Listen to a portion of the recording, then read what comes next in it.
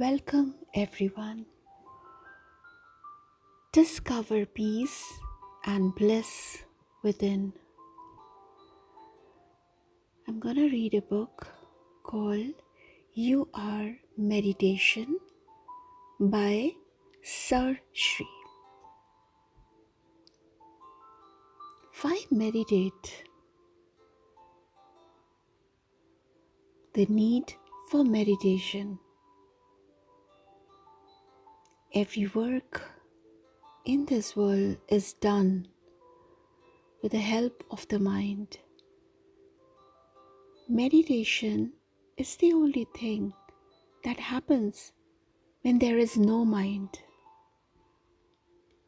Imagine that Aladdin's genie is constantly at his service.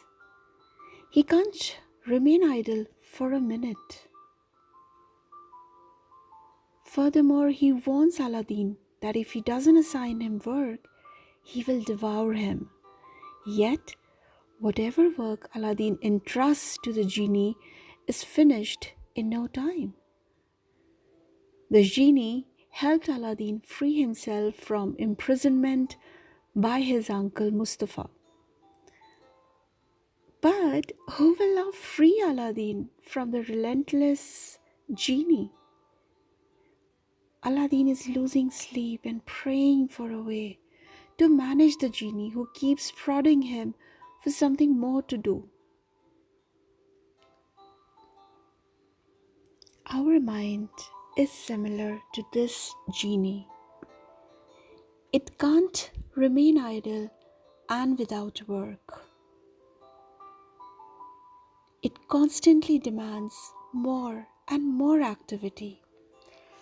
As a result, we end up assigning it work that we don't really need it to do. When the mind is idle, it takes up the activity of finding fault with others and engaging them in arguments. If there is no one available to be blamed, it digs into painful incidents from the past.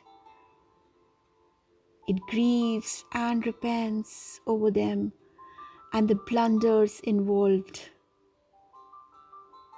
If not focused on the past, it employs itself in getting anxious about the future. In this way, it never remains in the present. The mind constantly vacillates between past and future.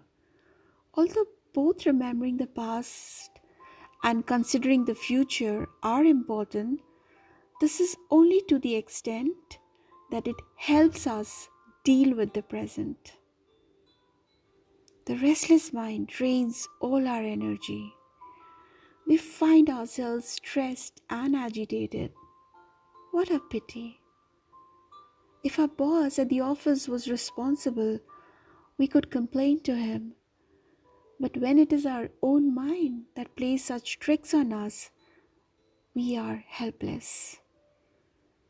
The more we try to control our mind, the more it rebels and retaliates. But the more we obey it, the more it dominates us. When it dominates, it continually assigns us work, just like a relentless boss. We try to escape from the mind's clutches by indulging in entertainment or pursuing hobbies, but our mind endlessly bounces back to regain control. As the mind sucks all our creative energy, we are unable to focus on work at hand. We lose our productivity. Since we are not able to meet our expectations, our anxiety and stress levels rise.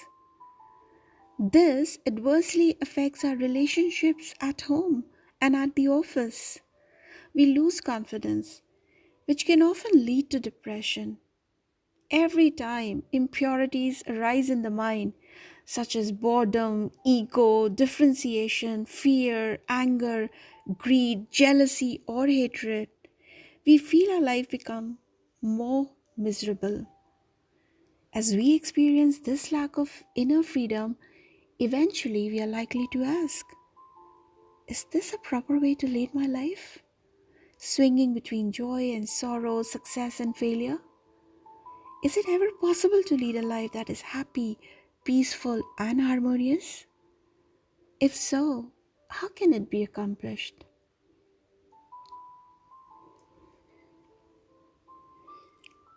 How can we quiet the mind? The mind becomes inactive only when we are in deep sleep. The moment we wake up in the morning, it becomes active again. Under normal circumstances, we can't force the mind to refrain from doing anything or make it inactive when it is active. However, the mind can be quietened with the practice of meditation. In meditation, we consciously enter a state of wakeful sleep where the mind becomes inactive. This state of wakeful sleep is called samadhi. When we are asleep, there is no sense of time. Similarly, there is no sense of time in the state of samadhi. It is the timeless state.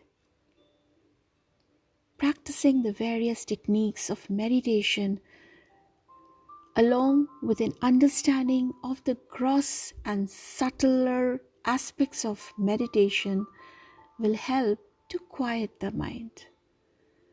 With consistent practice of meditation, our untamed mind becomes steadfast, obedient, unshaken, and loving. It is taught to be self-disciplined. We become the master of the mind. Like a faithful servant, it renders service only when we want it to. Otherwise, it remains still. Can anyone meditate? Yes, anyone can meditate. Be they a beginner, an intermediate, or an advanced seeker. The needs of each, however, are different. For a beginner may be a person troubled by a number of thoughts the mind entertains and is seeking relief. The beginner wants to escape from all the distractions of the mind and be able to focus in one direction. By practicing meditation, concentration and efficiency are increased. For an intermediate seeker, some people think that meditation is only necessary for beginners. They believe that people who have progressed in spirituality have no further need for meditation. However, we need to understand that as we progress in spirituality, we receive and internalize higher understanding. With this understanding, our level of consciousness rises. However, in the midst of our busy daily life, this level of consciousness drops. But our mind doesn't alert us to the need to raise our level of consciousness. Instead, it acts mechanically, according to ingrained habits and tendencies, while suggesting to us such actions are born from spiritual knowledge. In this way, we become inadvertently trapped in a habitual way of living as the mind distracts us from identifying the real problem within. It works so subtly that we fail to notice it. The practice of meditation helps us in such situations. It is a remedy needed to raise our level of consciousness. Once again, we can attain a state of higher understanding. Hence, it is vital that intermediate seekers should also cultivate the habit of meditation. The habit of meditation is not just limited to the habit itself.